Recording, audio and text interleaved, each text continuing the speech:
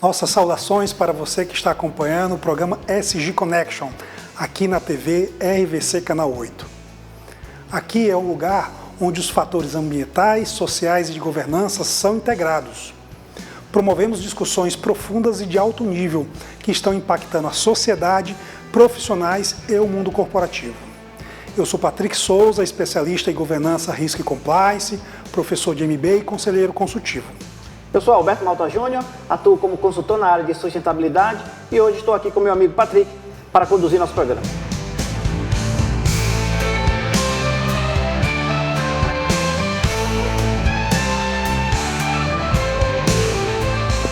E hoje vamos falar sobre acessibilidade digital. Esse é um assunto pouco conhecido ainda, mas que precisa da sua atenção. Vamos ter vários entrevistados no sentido de ajudar a dar dimensão para nosso telespectador do quão importante é esse tema. Se a acessibilidade já é um conceito importante, não é, Patrick? Imagine agora que estamos diante cada vez mais de uma realidade digital. É verdade, Alberto. Estamos em plena atividade de promover transformações digitais em nossas práticas do cotidiano. Mas vamos diferenciar para os nossos telespectadores o que é essa acessibilidade digital. Vamos sim, amigo. Antes de você falar o que é acessibilidade digital, Patrick, é bom entendermos o que nós entendemos por acessibilidade. No Brasil, tem uma lei, a Lei 13.146, que institui a inclusão da pessoa com deficiência, que define a acessibilidade como a possibilidade e a condição de alcance para utilização com segurança e economia de espaços, mobiliários, equipamentos urbanos, edificações, transportes, informação e comunicação, inclusive seus sistemas de tecnologias. Essa lei, Patrick, abrange todos os espaços públicos de uso coletivo, informação, comunicação e tecnologia.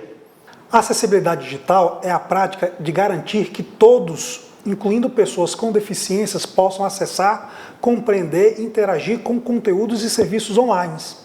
Ela envolve a identificação e eliminação de barreiras que possam impedir a participação plena e independente de todos, independentemente de suas habilidades ou limitações.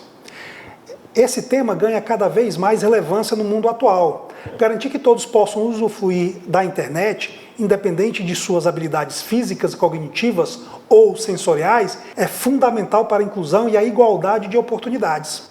Dá para percebermos que a acessibilidade digital é essencial para promover a inclusão social, a igualdade de oportunidades e os direitos humanos, além de trazer benefícios para empresas e organizações. Por isso que a inclusão é um critério do ESG, é uma prática de negócios que querem que a cultura da sustentabilidade corporativa se estabeleça. E olha, Patrick, temos vários marcos regulatórios falando sobre o tema e, inclusive, recentemente, a Comissão de Administração e Serviço Público da Câmara dos Deputados aprovou o projeto de lei que torna obrigatório os dispositivos de acessibilidade para pessoas com deficiência visual em computadores. Vamos ver a matéria da TV Câmara. A Comissão de Administração e Serviço Público da Câmara dos Deputados aprovou um projeto de lei que torna obrigatórios os dispositivos de acessibilidade para pessoas com deficiência visual em computadores comercializados com benefícios fiscais do Programa de Inclusão Digital do Governo Federal. A medida inclui teclado em braille, programas de leitor de tela e de ampliação de caracteres, fone de ouvido e microfone.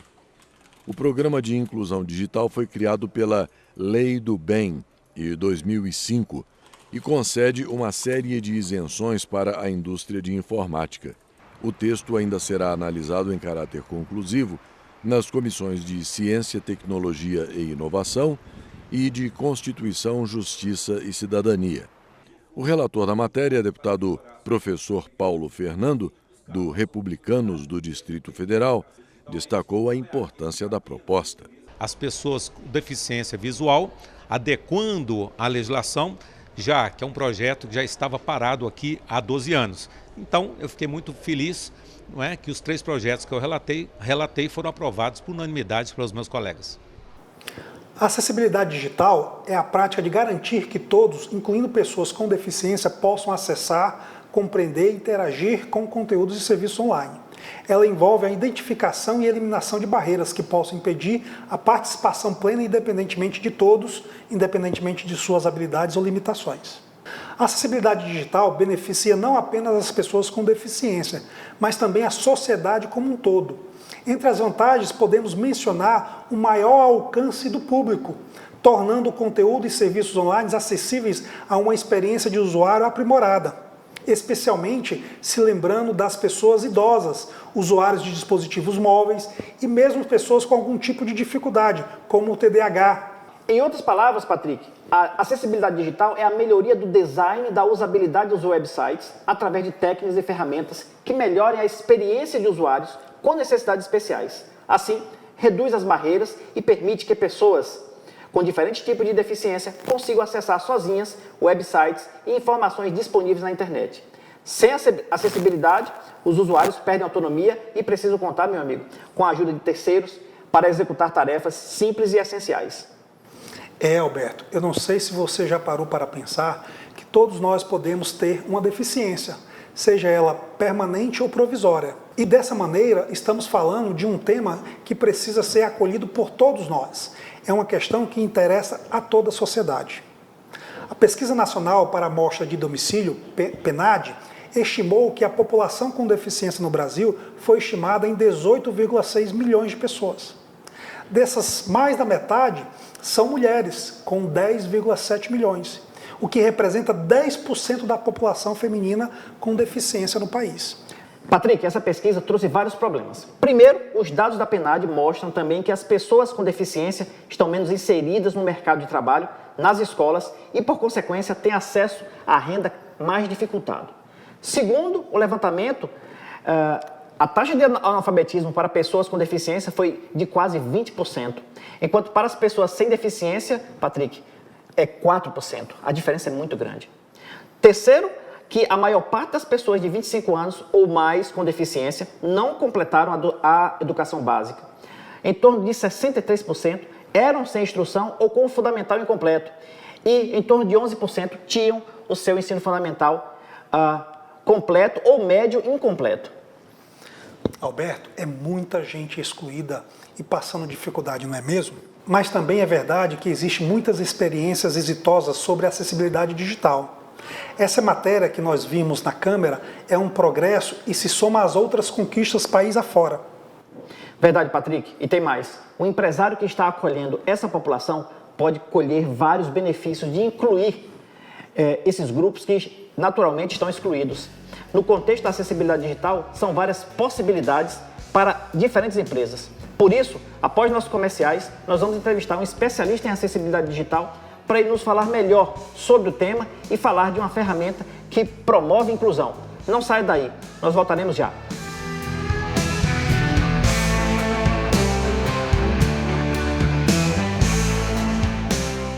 Estamos de volta em nosso estúdio e conosco o Edmundo Fornassari, da EqualWeb, que veio falar conosco sobre acessibilidade digital. Edmundo, obrigado por você ter aceitado o nosso convite. Seja bem-vindo ao nosso programa.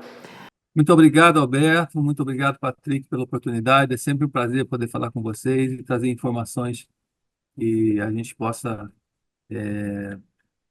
trazer valor, né, para quem está ouvindo a gente, trazer oportunidades, mudar um pouco o mundo que a gente está trabalhando. Muito obrigado pela oportunidade. No Brasil, Edmundo, de acordo com a matéria da TV Senado, em torno de 1/4 da população não tem acesso à internet. Isso significa que 47 milhões de brasileiros estão fora da rede mundial de computadores. São os chamados excluídos digitais, dos quais 59% alegam que o alto preço do serviço é uma das barreiras de acesso à internet. Como mudar essa realidade, Edmundo, e ampliar o acesso da população ao mundo digital? Bom, eu hoje trabalho com a EqualWeb, como acho que você comentou, né? A EqualWeb é uma empresa de acessibilidade digital. O que é isso, né? Nós trazemos acessibilidade para os sites, né? Para pessoas com deficiências físicas, motoras e visuais, né? Para que elas consigam acessar, fazer compras. Porque, no fundo, hoje o Brasil tem um universo de mais de 60 milhões de pessoas com deficiência, né? Para complementar um pouco o que você está falando aí, Alberto, que eu acho que é muito relevante, né? Você tem, além de tudo isso que você falou, das pessoas que não têm acesso à internet, nós temos 60 milhões de pessoas com algum tipo de deficiência, né, que seja limitações irreversíveis, temporárias ou pela idade, que não conseguem fazer nenhum tipo de ação, não conseguem fazer uma compra, não conseguem fazer um curso, não consegue fazer. Então quando você fala aí desse percentual de 50% aí, né? Quase 50%, eu estou falando de uma situação pior ainda, né? E quem tem, né? A gente vai separar um pouquinho quem tem de quem não tem. Vou falar aqui de quem tem, por enquanto, um pouquinho, só para você ter uma ideia como a situação também é grave. Menos de 1%, né, das pessoas que hoje têm acesso à internet não têm acesso se ela tiver algum problema de físico, motor ou visual. Então, ou seja, 0,89 dos sites são acessíveis. Então, você veja bem, quando você me pergunta como é que nós vamos mudar essa realidade, nós temos dois caminhos para mudar essa realidade. Um caminho é através de políticas públicas, né? Porque isso vai chegar a situações onde o governo vai ter que atuar, né? Para que as pessoas tenham acesso à internet. Esse acesso passa por distribuição de rede, passa por acessos a planos, passa por incentivos, né? Hoje em dia ficar fora da rede é muito grave, né? Os serviços todos estão dentro da rede, né? E depois que você tiver esse tipo de coisa, esse tipo de acesso, ainda você vai ter uma outra barreira, que é a que eu estou trazendo aqui, que é a barreira de quem tem algum tipo de problema de chegar na internet, de entrar na internet. Então, através da EcoWeb, a gente consegue facilitar a vida dessas pessoas, né? Que são pessoas que têm poder de compra e que têm muita dificuldade, muito, por exemplo, principalmente que a gente está falando na venda, né? Nos sites de vendas, de fazer compras. As pessoas não conseguem fazer compras, né? Então, a gente traz acessibilidade. Esse projeto é um projeto de mais de 10 anos, começou lá em Israel. Hoje nós estamos em mais de 10 mil clientes no mundo e aqui no Brasil mais de 300, trazendo grandes organizações para trabalhar com isso, né? Porque a gente tem esses desafios que a gente passa por você está falando, estou falando de uma parte deles, outra parte teria muito mais em relação ao governo para falar, do que qualquer outra coisa, incentivos governamentais, mas é, os desafios para se tornar um site acessível, ele hoje exige uma elevada dedicação no tempo, é um projeto de alto investimento, ele tem uma difícil adequação à Lei Brasileira da Inclusão, que é uma lei que já tem mais de 8 anos e que existe, que as empresas não respeitam e que muitas vezes, por serem multadas, acabam procurando o nosso serviço.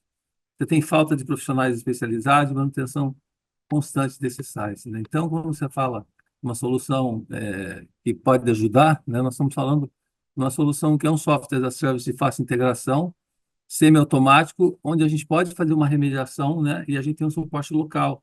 Aqui no Brasil, além de sermos certificados pela ISO 2001, né, na verdade 27001, para a segurança da informação, né, e também somos certificados pela BNT. Então, a gente tem uma dificuldade enorme, né? Então, veja bem, você está me perguntando um ponto, eu acabei abrindo para outro, Alberto, mas eu acho que as duas coisas se falam, porque uma coisa tem que ser resolvida à medida que o governo tem que dar esse caminho, mas não podemos deixar a outra de fora.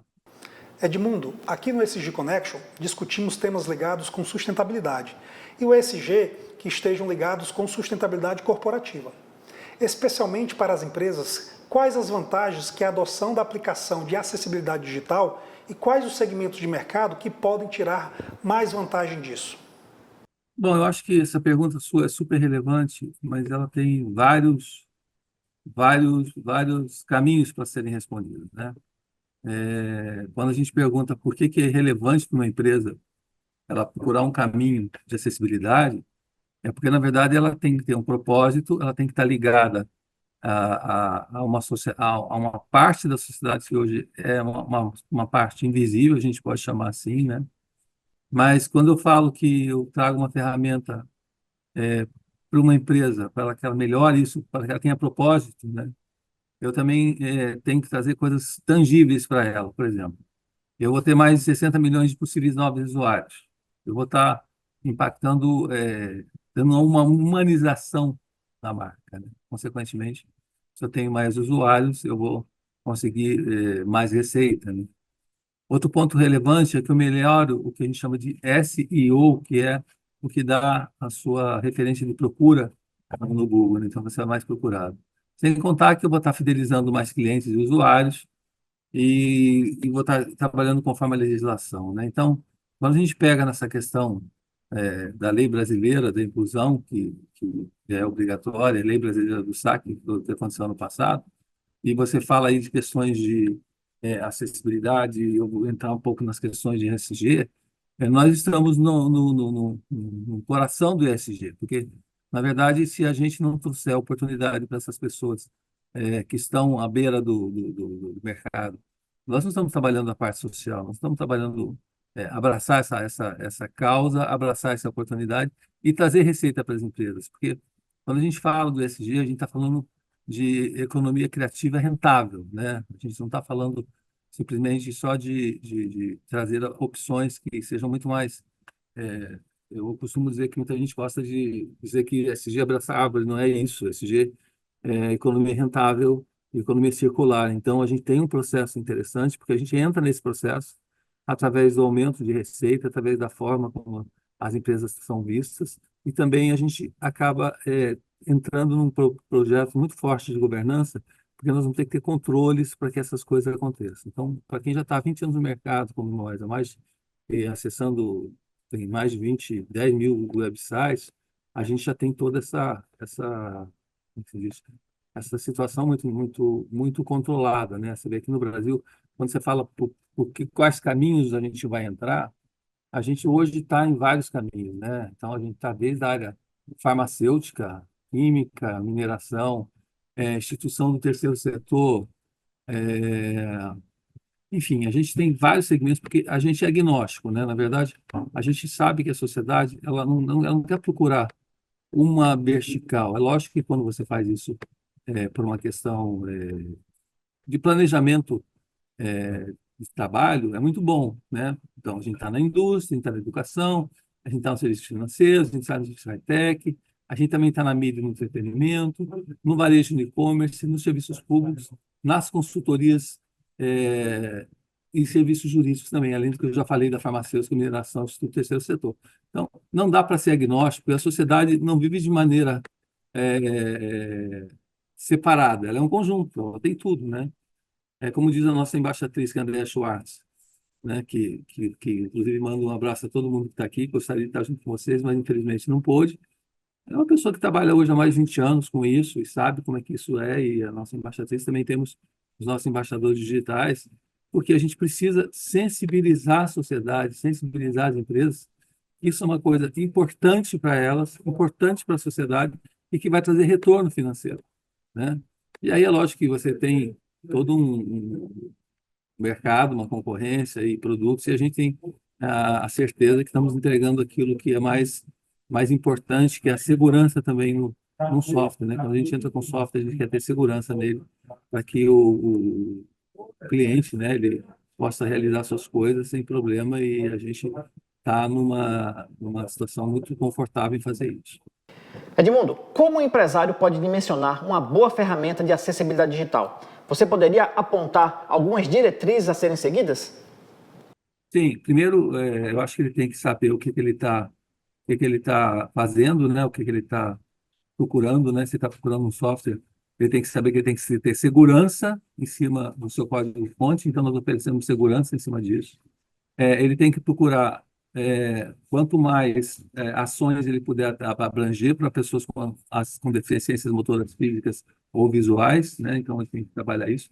Ele tem que ter certeza que o software que ele está adquirindo está aderente ao WCAG, que é a regra mundial que guia esse tipo de coisa no www. E ele tem que também ter certeza que essas soluções são certificadas por órgãos como a BNT e outros que possam dar segurança para ele comprar. Porque não adianta comprar pelo preço, né? Porque, na verdade, a gente faz todo o trabalho em cima de volume de páginas indexadas, quantidade de visitas. Isso você pode, muitas empresas hoje estão com questões de compliance, tentando comprar ferramentas, vamos dizer, mais baratas, mas que não atendem o mercado, que depois eles vão ter problema. Então, precisa tomar muito cuidado na hora da avaliação, e a área de TI é fundamental para a segurança. Isso para nós é uma coisa muito tranquilo, porque nós já estamos em grandes clientes como Shell, Fiesp, BASF, né, todas as empresas multinacionais, Motorola em 23 países, então a gente já passou por uma experiência muito grande em relação à segurança, que está cada vez melhor em relação ao que a gente está fazendo. Edmundo, obrigado pelo seu tempo aqui no nosso programa. Certamente nós gostaríamos que você voltasse em outras oportunidades. Obrigado. Obrigado, só queria deixar um abraço a todos, muito obrigado. Lembre-se aí do www equalweb, que a gente diz equalweb.com.br. E eu estou à disposição aí para vocês, para a gente poder falar e estar junto aí o tempo que for preciso. Tá? Muito obrigado. Obrigado, Edmundo. Na sequência do nosso programa, e já que vamos falar em educação, vamos falar com a coordenadora acadêmica aqui na FUNVIC também sobre acessibilidade. E você que quer participar do nosso programa, acesse nossa comunidade no WhatsApp por meio do QR Code que está em sua tela e interaja conosco.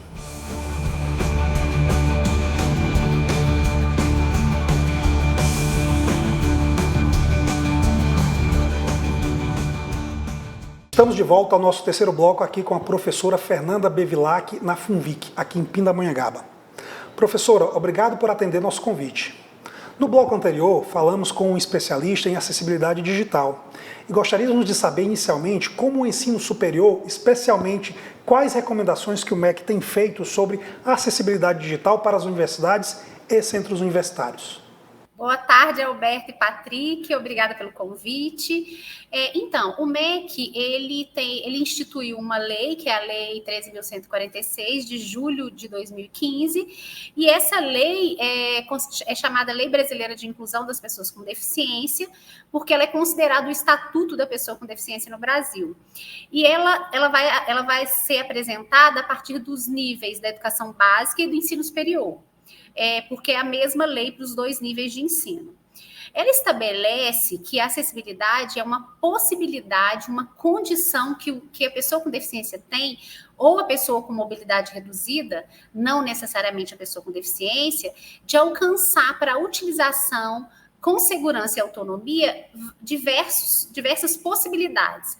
Dentre elas, a possibilidade de mobilidade, de se mover nos diversos espaços sociais e também de se comunicar. E não só isso, a comunicação e a própria mobilidade, a partir do que ela institui, vai possibilitar que esses sujeitos que essas pessoas possam se apropriar de conhecimento, estudar, ter uma longevidade escolar, dentre outras possibilidades aí que esses equipamentos vão oferecer para ela. E para isso a gente tem um desenho universal, né? Porque aonde você tiver, onde a pessoa com deficiência tiver, ela vai existir um padrão de acessibilidade para que ela possa estar inclusa efetivamente. Então vai existir concepção de produtos, de ambientes, como é que os ambientes têm que ser estruturados, como é que os programas vão ser estruturados e organizados, os serviços, incluindo também os recursos de tecnologia assistiva. A gente vive num tempo das TICs, né, das tecnologias. E falando de tecnologia assistiva, ou denominada ajuda técnica, o Ministério da Educação também inclui nessa lei os produtos, os equipamentos, os dispositivos, os recursos, metodologias, estratégias pedagógicas de modo geral, práticas e serviços que vai objetivar a funcionalidade relacionada à atividade e à participação da pessoa com deficiência ou mobilidade reduzida, de modo que ela tenha autonomia, independência e qualidade de vida e inclusão social. Por quê? Essas pessoas que têm algum tipo de deficiência ou essa mobilidade reduzida, elas precisam estar garantida a qualidade de vida delas, de se movimentar, de se apropriar dos saberes, de conseguir fazer as coisas da vida cotidiana funcionarem de uma maneira mais natural, né? E um item importante são as barreiras para que isso aconteça. Então, qualquer entrave, obstáculo, atitude ou comportamento que possa limitar ou impedir a participação social dessa pessoa, tanto na liberdade de se movimentar quanto de se expressar, esse entrave tem que ser retirado, né? E essa lei traz isso muito claramente. E aí ela classifica alguns itens para favorecer esse impedimento das barreiras, especialmente na comunicação, que é uma área que a gente atua bastante, né? Através de quê? Vai abranger a língua brasileira de sinais, a visualização de textos, o braille, o sistema de sinalização ou comunicação tátil, a possibilidade de ampliar os caracteres dos textos para que essas pessoas consigam ver, principalmente pessoas com baixa visão, dispositivos multimídia que possam favorecer também a apropriação, a compreensão das pessoas, a comunicação das pessoas, com linguagem simples, uma escrita e oralidade, sistemas auditivos e meios de voz digitalizados, né? Meios e formatos também de aumentar, ampliar as letras, a cor de fundo, incluindo as TICs de um modo geral. Já para a pessoa com mobilidade reduzida, o que seriam essas pessoas? Essa pessoa não tem uma deficiência, mas ela tem, em algum momento da vida ou durante toda a vida dela, um tipo de mobilidade que reduz a possibilidade de movimentação social e comunicação social. E essas pessoas poderiam ser uma gestante, uma lactante, uma pessoa com criança de colo obeso, é uma outra possibilidade que a lei traz. E, por último, um último item também que a gente considera extremamente importante, não desmerecendo nenhum deles, é o fato de uma pessoa com deficiência, com determinadas deficiências, poder ter um acompanhante, né? Para que ela possa aprender, para que ela possa se movimentar nos casos específicos. Professora, prazer em recebê-la aqui em nosso programa. Nós vimos que a proposta da acessibilidade digital é incluir diferentes públicos. Nessa era de transformação digital, que os alunos usam cada vez mais equipamento de informática, como é que você está vendo esse cenário para o aluno em sua perspectiva de trabalho na atuação junto à universidade? Aqui na FUNVIC, há uma preocupação da reitoria em dar seguimento ao que a lei institui. Então, nós temos, para pessoas, por exemplo, de mobilidade reduzida, nós temos cadeira para pessoa obesa, temos cadeira para pessoa que é destra ou canhota, temos elevador, que vai servir tanto para uma pessoa com deficiência física, né, ou baixa com mobilidade reduzida, rampas de acesso, sinalização tátil nas portas, nos pisos, banheiros adaptados, computadores com teclados apropriados para pessoas com baixa visão ou com comprometimento mesmo visual. Professora Fernanda, quais as iniciativas que a FUNVIC vem realizando sobre acessibilidade digital? Temos em âmbito pedagógico o VLibras, que é um aplicativo que faz a tradução do português para Libras, para as pessoas que têm essa necessidade de aprender com essa linguagem alternativa, né? Temos conteúdos em texto limpo, porque, por exemplo, nos cursos de mobilidade da educação à distância, a gente tem predominantemente o ensino digital, não é? Então, a gente precisa ter um texto mais limpo para atender essas demandas. Então, as unidades de curso do EAD, ela vai disponibilizar uma solução de acessibilidade com conteúdo em texto limpo. E aí, o aluno, além disso, ele vai poder acessar também outros recursos de acessibilidade, porque a gente tem um catálogo das aulas da plataforma A, que é a plataforma que a gente utiliza no nosso ambiente virtual Moodle, que vai ter um menu de acessibilidade e ali ele vai favorecer a utilização da leitura, da apropriação daquela escrita, da compreensão daquela escrita para pessoas com baixa visão, como a gente tem o VLibras também para quem precisa das Libras, né? Como, por exemplo, a gente tem recurso para habilitar cores em alto contraste, a gente tem como ampliar a fonte. E nós temos também, por exemplo, no laboratório de informática, nós temos computador com teclado em braille para a pessoa com deficiência visual. Nessa mesma plataforma que eu estou apresentando, no nosso ambiente virtual, tanto para os cursos de EAD quanto para os cursos presenciais, nós temos esse software aplicativo de tradução em Libras, não é só para a modalidade EAD. Além disso, no curso de pedagogia em especial, nós temos um laboratório específico que é denominado Brinquedoteca. Lá nós temos jogos em braille e em Libras, tanto para deficiência visual quanto para deficiência auditiva.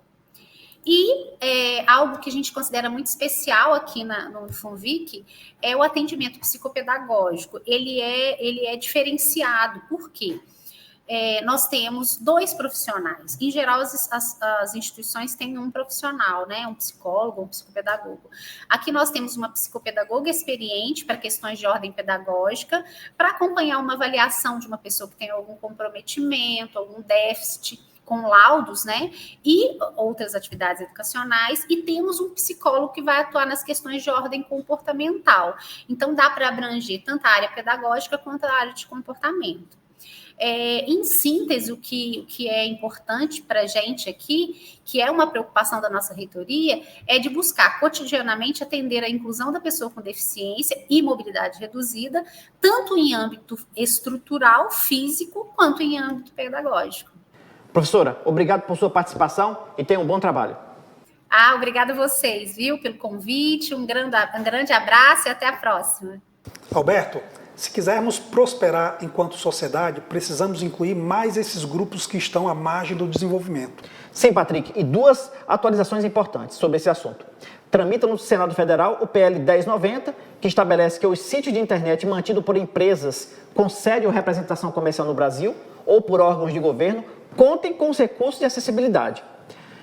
Tramita também no Senado o projeto 247 de 2022, ou seja, bem recente, que altera a Lei Brasileira de Inclusão de Pessoa com Deficiência para disciplinar a acessibilidade nas plataformas de conteúdos audiovisuais por demanda das plataformas de distribuição de vídeo pela internet, o que é um avanço, Patrick. Vamos torcer para que essas iniciativas avancem e, mais do que isso, que os empresários possam perceber que inclusão é um elemento que valoriza a marca da empresa e promove o bem-estar entre os colaboradores. Verdade, Patrick. Inclusão faz parte do S do social no ESG no Brasil e pode apresentar um diferencial para vários negócios. Obrigado por sua audiência. Nosso programa está encerrando por aqui. E no próximo episódio vamos falar sobre ESG e como ele pode diferenciar no seu negócio. Vamos trazer um especialista no assunto e vamos debater algumas questões e tirar dúvidas. Aguardo você e até a próxima. E se você quer participar do nosso programa, acesse o formulário através do QR Code que você está vendo em sua tela nesse momento e nos envie suas sugestões de temas. Vemos vocês em nosso próximo programa.